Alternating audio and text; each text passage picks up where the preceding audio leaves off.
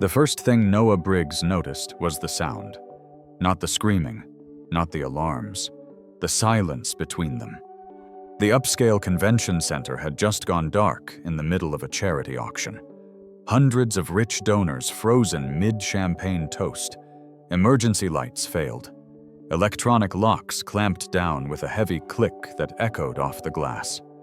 Phones went dead one by one, like someone had pressed a mute button on the entire room. Somewhere in the dark, a child started crying. Noah was already moving. He shoved past a waiter fumbling with a lighter and vaulted over the side of the stage, landing in front of the main doors. He knew without seeing that the new smart security system had put the building into full lockdown. He knew it because he'd helped build the kind of software that did that. Different company. Same thinking. He could hear the crowd turning into a wave behind him. Confused voices. Rising panic. Near the front, a woman's voice cut through everything. "Noah, is this you or them?" He couldn't see her face in the dark, but he knew the voice now. Madison Cole, 33. CEO, local legend in heels. The woman who'd spent the last month pretending he was just the night guard. Tonight, he didn't have the luxury of pretending. "Everybody step back from the doors," Noah shouted, voice booming over the failing PA. "If you can hear me, listen. This is a system malfunction, not an attack. Give me 5 minutes and nobody gets hurt. 5 minutes to fight the monster he'd helped unleash on the world. 5 minutes to prove to himself more than anyone that he could still protect people. Before I go any further, tell me where you're listening from tonight and hit that like and subscribe button if you believe courage still matters in this world." The truth is, Noah's life didn't look like much from the outside. By day, he made peanut butter sandwiches, packed school lunches, and reminded his 11-year-old son to grab his inhaler before catching the bus. By night, he walked circles around the Magnolia Harbor Convention Center in Wilmington, North Carolina, in a Navy security jacket that never quite fit right across his shoulders. 35 years old. Divorced. A 2-bedroom apartment that always smelled faintly of rain and laundry detergent. His world had shrunk down to overtime shifts, overdue bills, and the quiet ache of trying to be both mom and dad to a kid who looked at him like he was the entire sky. Once people flew him across the country to stand on stages and talk about predictive safety solutions. His name used to show up in glossy magazines under phrases like disrupting security tech. That was before one of his risk models flagged the wrong warehouse, the wrong workers, the wrong neighborhood.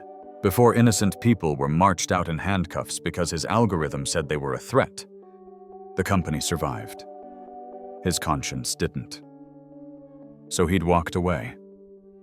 From the company. From the money. From the spotlight. He took the first job where no one knew his resume, and no one cared what he'd built. A badge, a radio, a clipboard. Watch the doors, check the IDs, try to sleep between 7 a.m. and 1 p.m. before school pickup. Noah told himself the small things mattered now, making it to every parent-teacher conference, knowing the names of the cleaning staff, carrying extra umbrellas in his locker for tourists who forgot the coastal storms.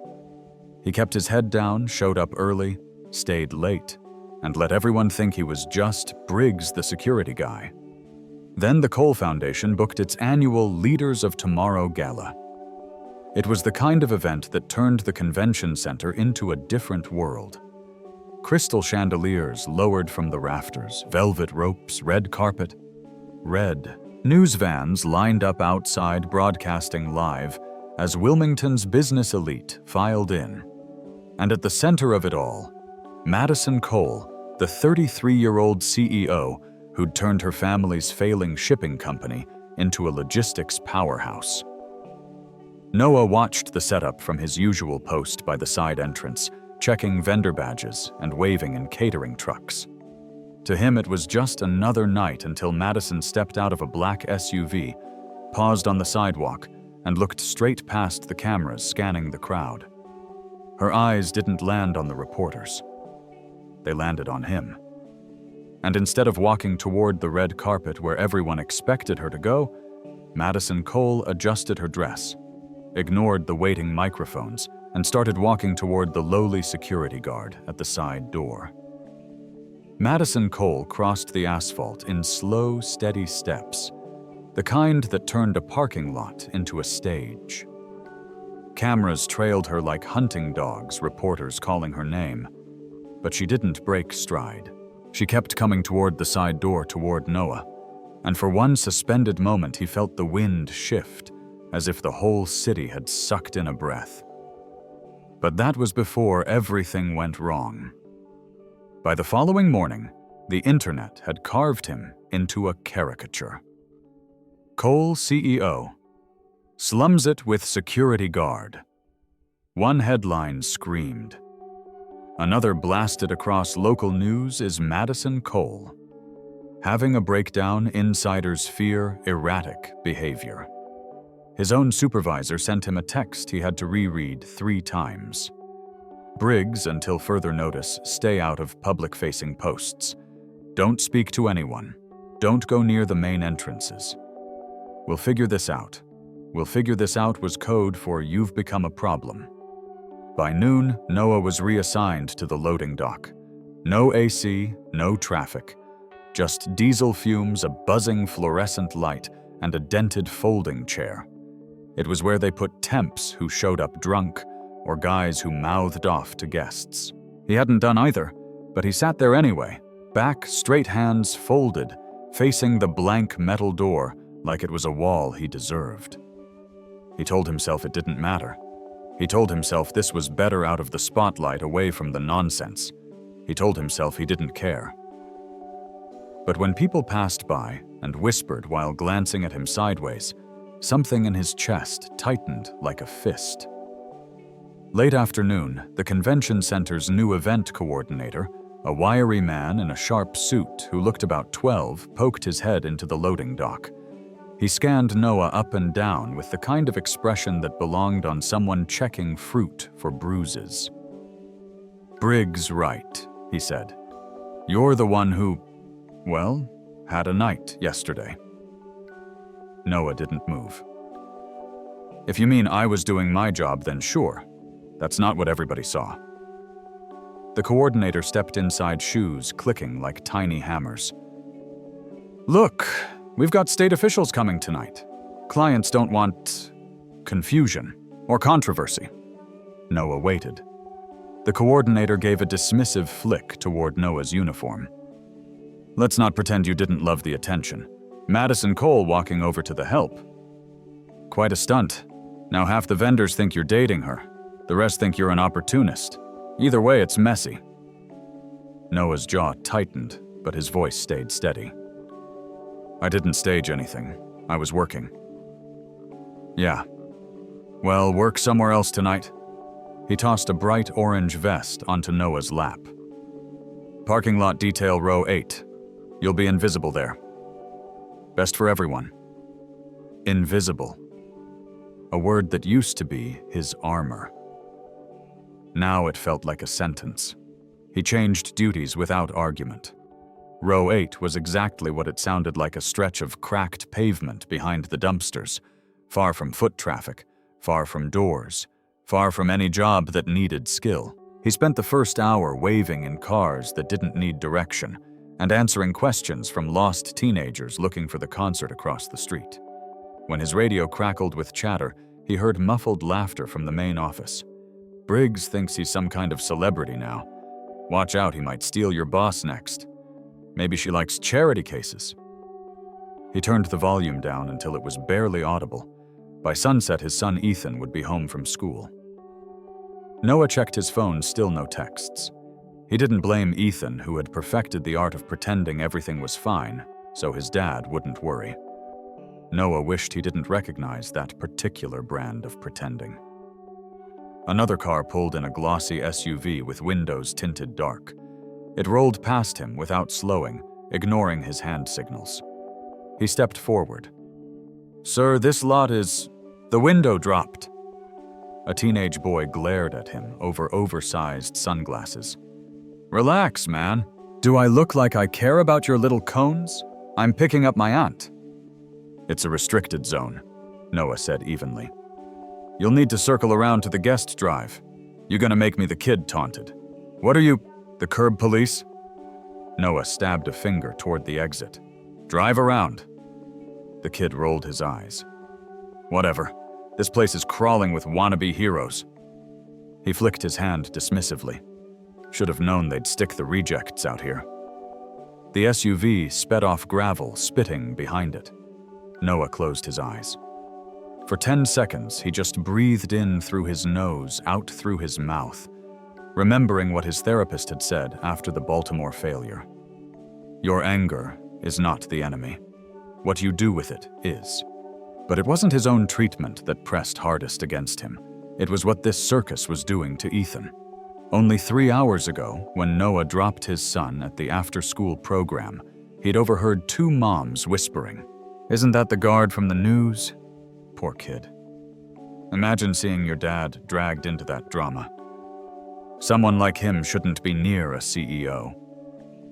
Ethan had stood perfectly still, face blank, his hand tightening around the strap of his backpack until his knuckles went white. He didn't look at Noah the entire walk inside. Noah had tried to smile. Hey, bud. Same pickup time as usual. I'll be right outside. Ethan had nodded quick tight and disappeared into the classroom. That image had gnawed at Noah all day. Around 6 p.m., the sky darkened.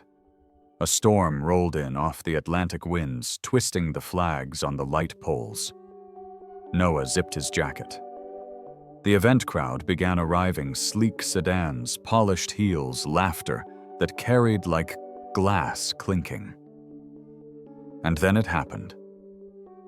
From the main entrance speakers, a voice boomed, "Attention VIP guests. Please proceed to the special reception area for the Cole Foundation's private welcome gathering." A spotlight swept across the front drive, right onto Madison Cole. She stood on the steps, hair pinned back, wearing a deep navy dress that made the crowd turn. She thanked donors as she passed, shook hands, posed for photos. Until a reporter called out, "Ms. Cole, can you comment on the rumors about the security guard from last night?" The crowd hushed instantly. Madison didn't flinch. "Rumors don't interest me," she said calmly. Another reporter shouted, "Is it true you?" Madison smiled politely. "Have a lovely evening." But the reporters weren't the problem. The problem was the guests. One man in a designer suit whispered loudly, "Maybe we should put our valuables in the safe. She seems to have a soft spot for the hired help." A woman near him added, "I mean, my landscaper's cute too, but you don't see me embarrassing myself on camera." Laughter rippled. Madison kept her posture perfect, but Noah could see the slight hitch in her step. She was strong, tough even, but she wasn't made of stone. He lowered his gaze to the pavement, as if by doing so he could protect her from the weight of those stairs. But he couldn't. Not from row 8. Not from behind a dumpster. The wind whipped harder, sweeping a burst of rain across the lot. The radio on Noah's shoulder crackled to life. "Briggs, come in." He pressed the button. "Go ahead. Management says you're to stay put. Do not approach the main entrance under any circumstances. Repeat, stay put." Static. Then a snicker. "Someone forgot to let go of the button. Don't want lover boy ruining her photo ops." The channel clicked off abruptly. Noah stared up at the sky, rain sliding down his temples. A car slowed beside him, an older sedan with a cracked taillight. The window rolled down. It was one of the custodians, Mrs. Hernandez, a grandmother in her 60s, who always packed extra sandwiches in case someone forgot lunch. "You doing okay, Noah?" she asked gently. He forced a smile. "Just another night. You don't deserve what they're saying." Her voice trembled. "People forget kindness when the cameras come out." He nodded. She drove on her taillights, glowing faint red through the fog. The storm intensified. Inside the building, he could hear distant applause, Madison being introduced on stage. The muffled roar of the crowd grew swelling, vibrating against the glass windows. He imagined her standing there, smiling gracefully, pretending none of this fazed her. He imagined his son sitting in an after-school classroom, hearing the whispers from kids scrolling phones.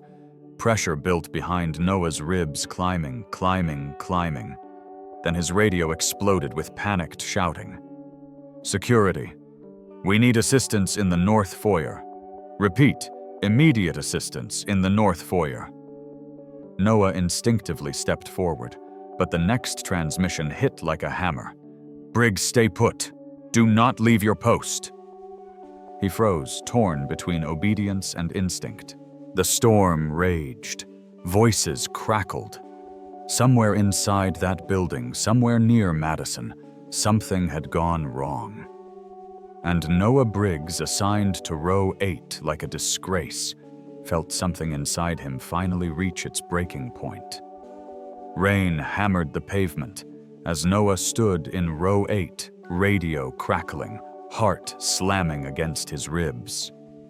Another burst of static exploded across the channel. "We've got a medical emergency." "No, a structural issue. Just get someone down here. North Foyer, now." Voices overlapped, frantic, chaotic. Someone screamed in the background of the transmission. Another voice, shaking, cut through. "The chandelier, something's, oh God." Then silence. Noah didn't hesitate. He dropped the reflective vest onto the wet asphalt and started running toward the building. Rain blurred the world into streaks of silver, but he kept going, boots slapping against standing water. The radio barked again. "Briggs! Briggs, don't you dare stay put! Do you hear me? Stay!" He tapped the volume off and sprinted through the staff entrance. Every instinct he'd spent years trying to bury roared awake. The hallways were flashing with amber warning lights. Strobes reflected off marble floors, casting frantic, shifting shadows. The deeper Noah ran, the clearer the voices became, fear, confusion, people calling for help. He reached the North Foyer and froze for a fraction of a second. The ceiling-mounted lighting rig, a massive steel frame studded with stage lights and cables, had partially collapsed. One corner hung down at a crooked angle, wires sparking as it scraped against the wall. Pieces of plaster and decorative molding littered the floor. Guests were pressed against the far side of the room, trapped by overturned cocktail tables and jammed doors. And beneath the sagging rig, a small group of people knelt around someone pinned under debris. Noah charged forward. Someone grabbed his arm, one of the senior guards' face white with panic. "Briggs, stop. The whole thing could drop. Maintenance is on their way, but they said 10 minutes. 10 minutes is too long," Noah snapped. "Get these people back." A woman screamed as another cable snapped overhead, sending a shower of sparks down like angry stars. Noah pressed on, weaving through the debris until he reached the victims. A middle-aged man lay unconscious, his leg trapped beneath a fallen steel beam. His wife knelt beside him, sobbing, her hands shaking uncontrollably. Another woman clutched a young girl to her chest, shielding her from falling plaster. The air smelled like burning insulation. "Ma'am," Noah said, kneeling. "I need you to take your daughter and move back with the others. I'm going to get him out." The woman shook her head violently. "You can't lift that. It's bolted to the whole rig. You'll make it worse. Let me worry about that." But even as he said it, he felt his stomach twist. The weight of that beam was enormous. One wrong move could send the entire rig crashing down. He scanned the ceiling, calculating angles, force, stress points. His mind shifted into a mode he hadn't allowed himself to enter in years, the cool, clinical, hyper-focused state he used to design emergency response algorithms. He wasn't supposed to be this guy anymore. He wasn't supposed to trust himself with lives. But the ceiling groaned again, metal screeching in a way that made the hair on his arms stand up. He didn't have a choice. He checked the trapped man's vitals' weak pulse, shallow breathing signs of a concussion. Blood pooled beneath his pant leg where the beam pressed into bone. This wasn't a simple extraction. He needed leverage. He needed stabilization. He needed time he didn't have. Another cable snapped overhead. The wife shrieked. Noah stood, voice booming across the room. Everyone against the far wall. No one moved. He roared, "Move!"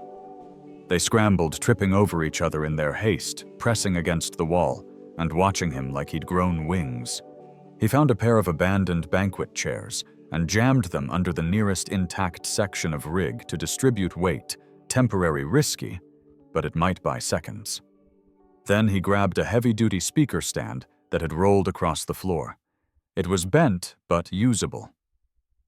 He wedged the stand under the beam, trapping the man, and leaned his full weight into it. Nothing. He felt the metal vibrate under his hands. Come on, come on. He shifted his stance, angled his shoulder, and pushed harder.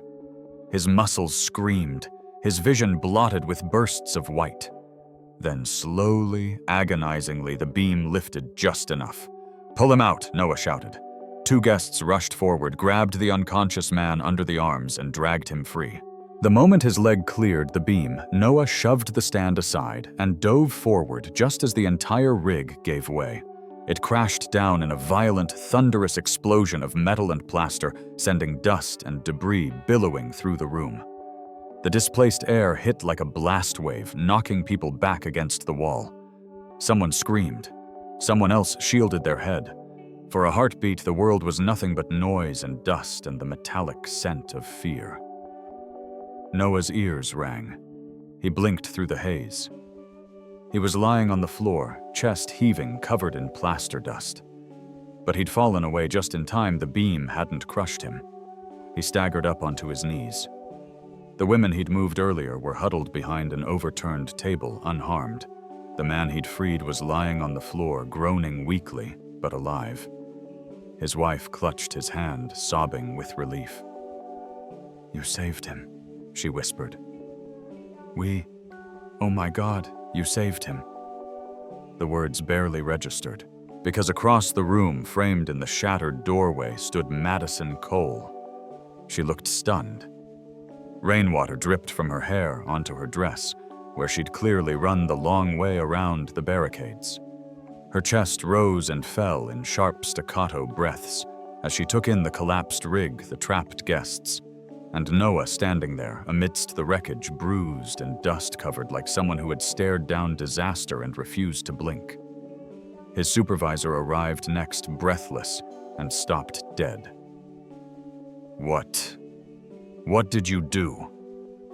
"He prevented casualties," said a deep voice behind Madison. It was Deputy Chief Lyle Banks from Wilmington Fire and Rescue.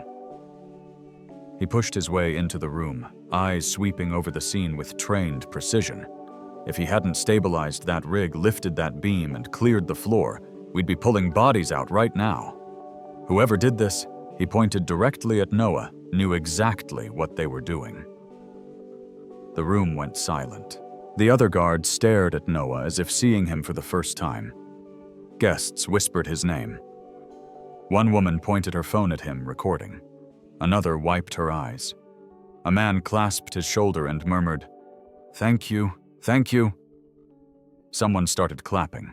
Then more joined in. And soon the foyer echoed with applause, raw, shaking, grateful. But Noah barely heard any of it, because Madison stepped toward him, slow at first, then faster, until she stood directly in front of him. Her eyes were wide, shimmering as she looked at the twisted wreckage behind him, and then at his dirt-streaked face. "You ran toward it," she whispered. "You were outside. Everyone told you to stay put, and you ran in." He swallowed hard, throat tight. "I heard the call." That's not why she said softly. You did it because you can't let people get hurt. Even after what happened in your past, you still run toward danger." He looked away, jaw clenching. The crashing rig might have been loud, but nothing was louder than the voice inside him, the one that had tormented him for years. "You failed once. You could fail again. You don't get to be a protector anymore." Madison's voice cut through the storm in his head. "Noah, you saved a man's life. You saved many lives." The applause swelled around them. Deputy Chief Banks lifted his radio. "We've got an emergent collapse stabilized thanks to a civilian named Noah Briggs. Copy. Mark that the Briggs maneuver prevented fatalities. EMTs rolling in now."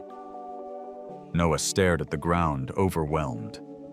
Madison touched his arm gently. "Look at them." He did.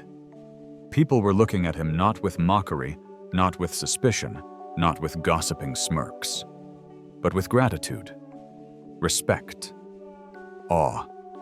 The power dynamic in the room shifted in real time. He wasn't the invisible guard from row 8 anymore. He wasn't the punchline on the morning news. He wasn't the disgraced tech mind hiding in plain sight. He was the man who stepped up when others froze, the man who ran toward danger when everyone else ran away, the man who saved lives. A hero, whether he wanted to be or not. Dust still floated in the air, drifting like pale snowflakes through beams of fractured emergency light. EMTs worked quickly, sliding the injured man onto a stretcher, checking pupils wrapping his leg. The foyer hummed with low, shaken voices, some people crying, some praying, others standing in stunned silence as they stared at the collapsed stage rig on the floor. And in the middle of it all stood Noah, motionless, bruised, streaked with gray plaster dust, his breath slowly evening out. He didn't look triumphant. He didn't look proud. He looked like a man who'd stepped into a nightmare he knew too well. The applause had faded, but its echo lived in the air. You could feel it in the way people looked at him now, longer, deeper, searching for answers. A shaken guest whispered, "How did he know what to do?" Another murmured, "That wasn't luck. He moved like he'd trained for this." Even the guards who'd mocked him earlier kept their distance, eyes wide, unsure if they should salute him or apologize. Deputy Chief Banks finished speaking with his crew and walked back over. "Briggs," he said, voice firm, "you've got about 2 seconds to tell me where a security guard learned to stabilize a collapsing structure faster than half my team." Noah lowered his gaze. "I just reacted." "Don't insult me," Banks snapped. "I've been doing emergency response longer than you've been alive." That wasn't instinct. That was expertise. The room went still again, not fearful this time, but expectant. All eyes turned toward Noah, even Madison's. She stood closer now, only a foot away, her hand hovering as if she wanted to steady him, but wasn't sure she had the right. Her voice was softer, but far more piercing than Banks. "Noah, who are you?" He could lie. He'd built a life on quiet lies, small ones, harmless ones, the kind meant to keep the world from asking too many questions. But after pulling a man from under a steel beam with the rig groaning overhead, the lies felt thin as tissue paper. He rubbed a streak of dust from his jaw, suddenly aware of how much he was shaking. "I wasn't always a guard," he said finally. Banks folded his arms. "No kidding." The crowd tightened, leaning in just enough to hear. For a while, Noah continued slowly. "I worked in predictive safety analytics. Not security patrol. The high-level stuff. Structural pressure modeling, human flow risk patterns, emergency response simulations. All of it."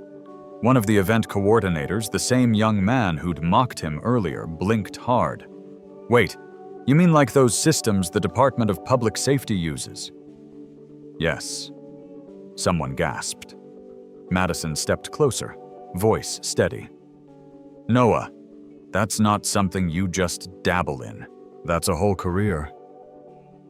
It was, he said quietly. A long time ago. He didn't want to say more. He didn't want this room, these strangers, to know the single worst chapter of his life. But the truth pressed harder than the collapsed rig ever had. Banks studied him. Something happened. The words weren't a question. Noah swallowed. His throat felt raw. My models flagged a warehouse in Baltimore. Said the structural load distribution combined with traffic pattern irregularities was consistent with preparation for violent activity. The room tensed. And it was wrong, Noah said, voice barely above a whisper. The warehouse wasn't hiding anything. It wasn't a risk center. It wasn't anything. My algorithm misread the data. And because I pushed the warning too fast, authorities evacuated the area, detained workers, shut down 3 businesses for 2 weeks. Families were separated. Kids missed school. He shook his head. All because I thought I saw a threat that wasn't there. The foyer was silent. Even the EMTs paused. Banks exhaled slowly.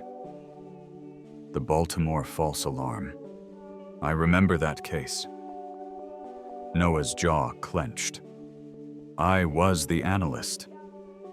Madison's eyes softened with an understanding so immediate it felt like pressure releasing inside his ribs. And you left your field because of it. No, Noah said. I left because I didn't trust myself anymore. I walked away from everything, my research, my lab, my team. I needed to be somewhere I couldn't hurt people with a bad call. So I chose the simplest job I could find. Walk, watch, report, nothing else. But today, Madison said you saved people. Because you saw things the rest of us couldn't. Noah looked down. That doesn't erase what I did. No, Madison agreed softly. It doesn't. But it shows who you are now. Her words struck someplace deep, someplace he kept sealed behind years of guilt. But the reveal didn't stop with Madison's empathy. Guests murmured among themselves, connecting dots. So he wasn't lucky he knew exactly how that rig was going to fall. He recognized the failure pattern before anyone else. He reacted faster than the fire crew. The event coordinator finally stepped forward, his voice small. Briggs, I didn't know. You weren't supposed to, Noah said simply. Another guard approached Jason, the one who'd mocked him over the radio hours earlier. His cheeks were flushed, his voice awkward. Man, I'm sorry. We shouldn't have looked. I didn't know that you had that kind of background. You didn't have to know, Noah said. I'm still just doing my job. Yeah, Jason muttered. But apparently you're doing all of ours too. A ripple of uneasy laughter moved through the crowd. For the first time since the collapse, Noah breathed without flinching. Madison took a half-step closer. Her expression shifted, not just admiration, but calculation strategy, a spark of possibility forming behind her eyes. Noah, she said, I think we need to talk. Banks raised a hand. Hold on. Before anyone makes this guy a mayor or hires him to run Homeland Security, we still have a structural collapse investigation to conduct. And I'll need a statement from him. That's fine, Madison said quickly, eyes never leaving Noah. But after that, I want him upstairs. Noah blinked. Upstairs. In the Cole Foundation offices, she clarified. I want to hear exactly what you used to do, how you recognized the risk tonight, and what it would take to build something that prevents disasters like this before they happen. The room reacted instantly. You want to hire him? Someone blurted. Madison didn't blink. I want to learn from him. The young coordinator who'd belittled Noah earlier stumbled over his own words. Ms. Cole, are you sure? I mean, he's He's not in management. He's the man who kept 50 people from ending up in the hospital tonight, Madison said, her voice sharp as glass. So, yes, I'm sure. Banks gave a grudging nod. If that's the direction you're going, I'd second it. I've seen seasoned engineers freeze under pressure. This man didn't hesitate. Noah felt heat rise in his face. I wasn't looking for a promotion. You weren't looking for anything, Madison said softly. You were serving everyone around you without asking for recognition, and that's exactly why people listen to you now. Her gaze held his, not demanding, not pushing, just steady. You have something the world needs, Noah. Something you buried because of one failure. But tonight proves you still have the instincts, the skill, and the heart to make real change. Guests murmured in agreement. A woman stepped forward, the same one who'd been shielding her daughter earlier. Her eyes were wet as she reached out and squeezed Noah's hand. If you hadn't been here, she whispered, my little girl might have watched that whole ceiling come down on us. Please, don't hide what you can do. Her daughter peeked from behind her, offering Noah a timid smile. Something inside him cracked open a tiny fracture where guilt had hardened into stone. A place where hope might grow if he let it. Madison stepped beside him now, her shoulder almost touching his, her voice low enough only he could hear. You get to decide what comes next, she said. You can stay invisible, or you can take everything you've learned and turn it into something that saves lives on purpose. A new voice joined them this time from the doorway. Mr. Lehman, the convention center director, stood there holding a folder awkwardly, his usual smug confidence nowhere to be found. Briggs, he said stiffly, I owe you an apology. We misjudged you.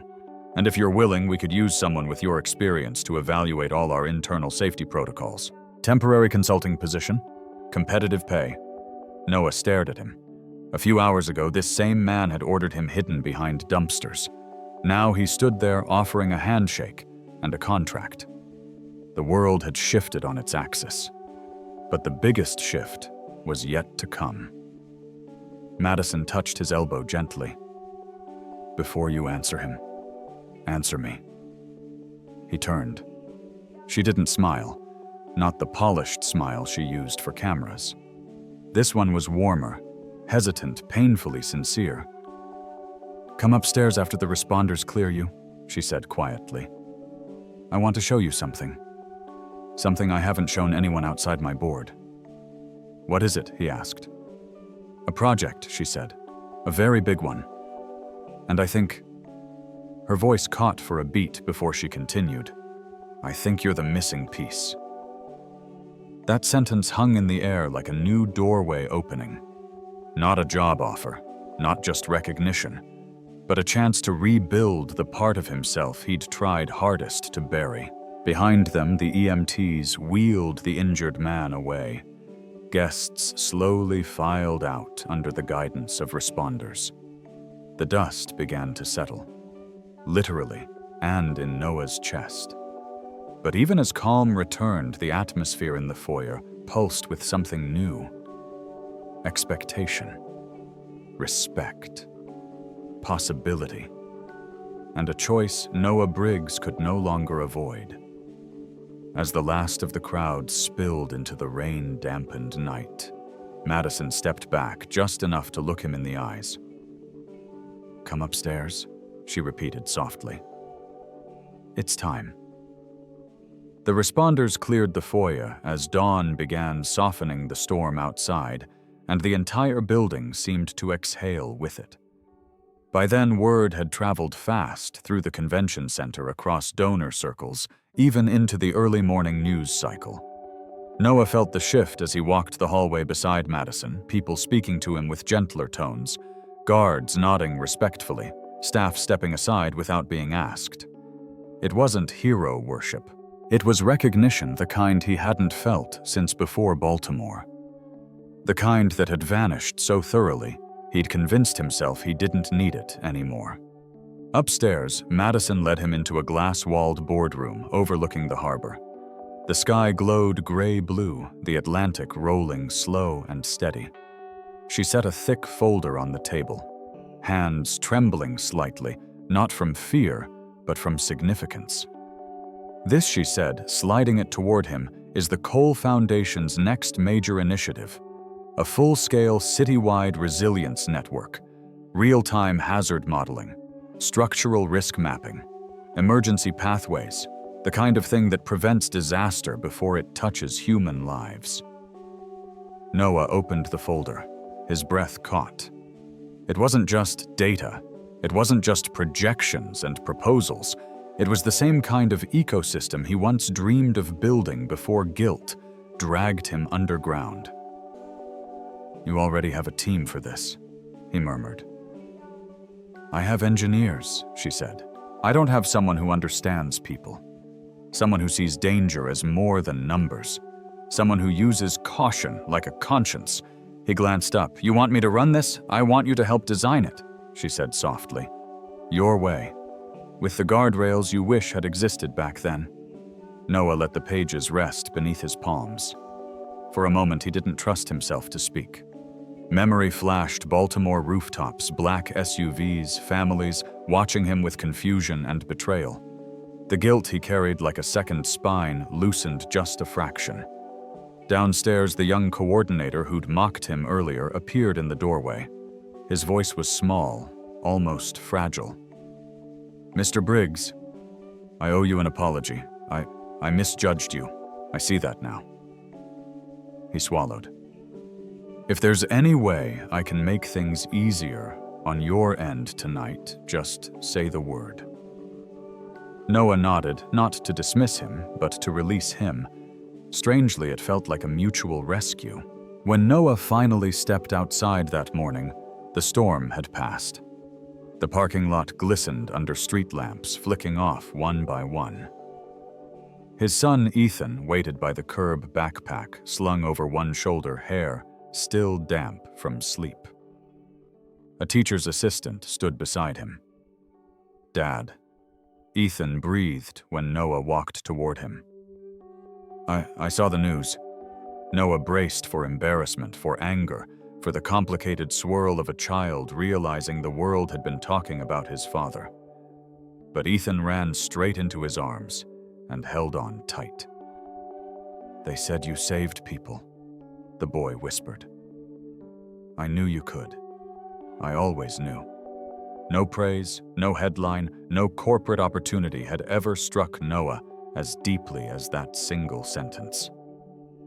Later that week, the convention center audited their safety systems. Lehman swallowed his pride and placed Noah at the head of every meeting. Former critics approached him with questions, not whispers. Even the teenager from the SUV emailed a clumsy apology through the guest relations desk. And Madison, she never once treated him like the guard from row 8. She treated him like an equal, someone she trusted enough to hand a future to. 10 months passed.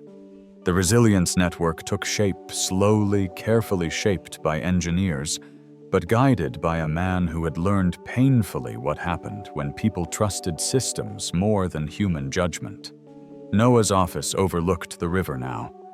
He split his days between field visits, design sessions, and school pickups. His security jacket hung in his closet, still smelling like rain. Sometimes he'd take Ethan to the harbor overlook where the new emergency alert hub was being built. They'd watch cranes lift steel beams into place, the city rising into its next version of itself. "You built that," Ethan would ask. "I helped," Noah would say. "But a lot of people helped me too." Madison visited often, sometimes to check on the project, sometimes to check on him. Their bond wasn't romantic. Not yet. Not officially, but it was steady, honest, rooted in the night they both chose courage over fear. She told him once during a late planning session, "You didn't just save those people. You saved a part of yourself. And we all get to benefit from that." The injured man from the gala sent Noah a handwritten letter every month. "It always ended the same way. I get to walk my daughter to school today because of you." In quiet moments, Noah would sit alone in his office, listening to the hum of the building. And for the first time in years, the quiet didn't feel like punishment. It felt like peace. Stories like his don't end with headlines or applause. They end in quieter places. In morning light on a harbor. In a kid's hand fitting into yours. In the soft understanding that failure doesn't get the last word if you're brave enough to rise after it. And if there's a lesson in Noah Briggs' journey, it's this. Sometimes the world hides its strongest protectors in plain sight. Sometimes a life falls apart, so it can be rebuilt the right way. And sometimes a man finds his purpose not by running from the past, but by finally becoming the person he was meant to be all along.